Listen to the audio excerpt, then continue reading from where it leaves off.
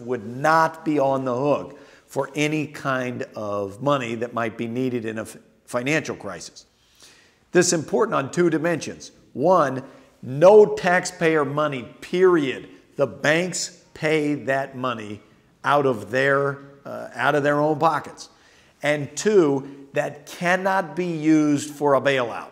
It's not, forbidden, outlawed to be used for propping up any financial institution. The money can only be used for funeral expenses, for liquidating the company or breaking it up into pieces and selling it off with the management fired and the shareholders wiped out. That's what the pre-funding was. Now, the president feels extremely strongly that banks must pay for the messes that they create, not the American taxpayer.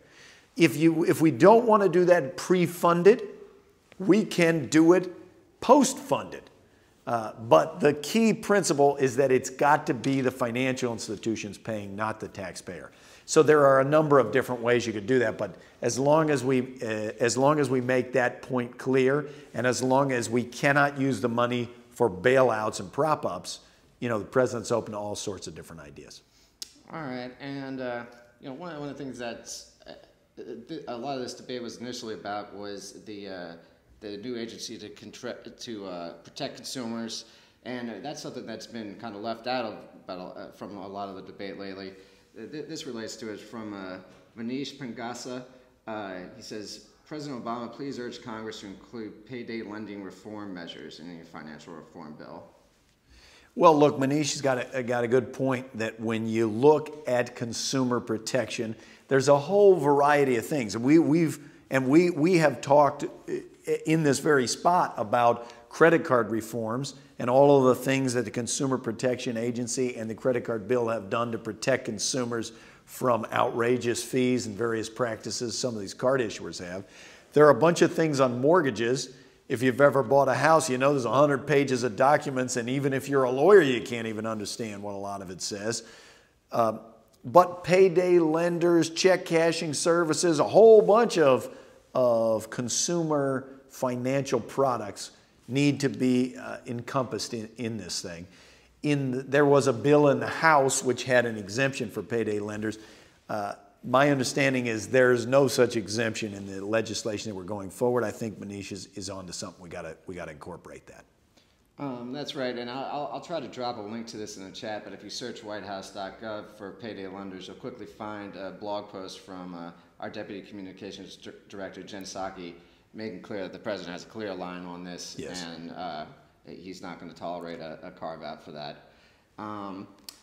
Speaking of which, Zach, I won't try to pronounce the last name, but he says, please provide a summary of what's in the bill for the populace to read so we can know the truth. And I'll say, this is also on whitehouse.gov. You can find it pretty quickly. I'll give the URL, but why don't you give just kind of a brief outlay of the kind of key sections of this? Okay, I'll give you a few points, but I'd encourage anybody interested in this to go to the White House website and read about it, because you can get more detail than I'm going to be able to say.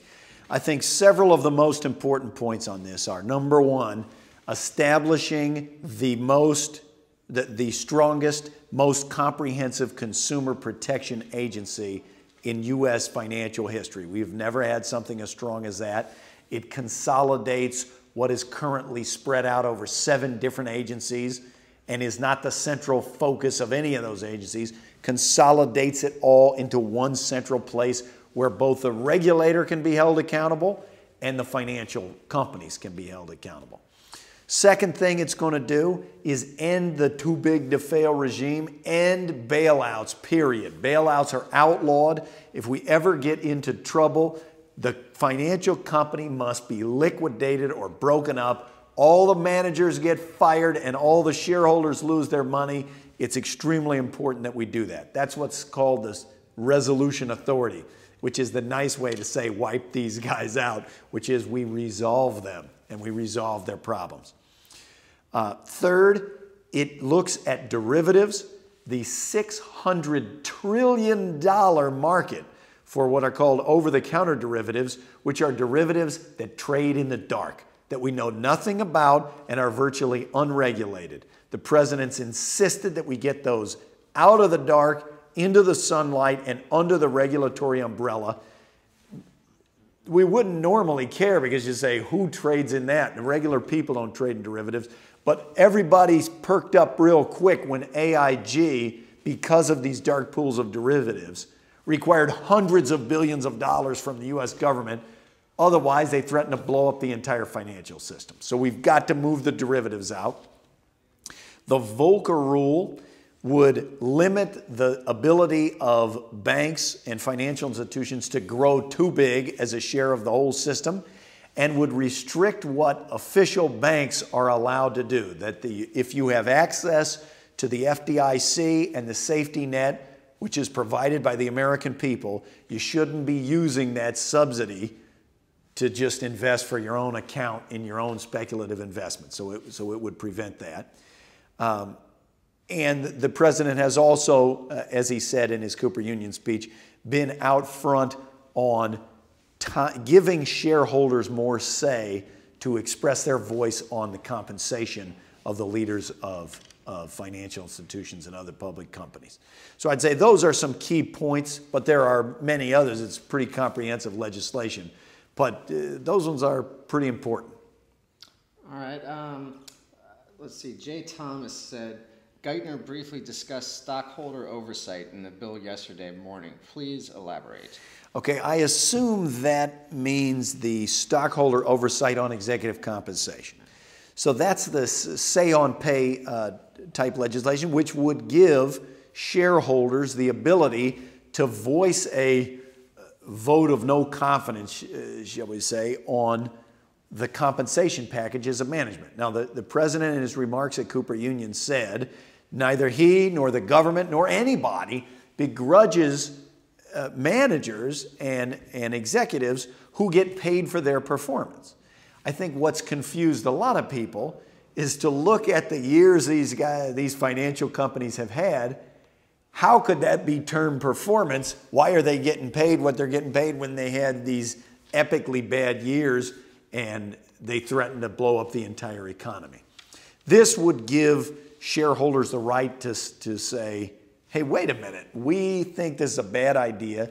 There are a few companies now that have voluntarily adopted these say-on-pay resolutions, and the board of directors take those extremely seriously.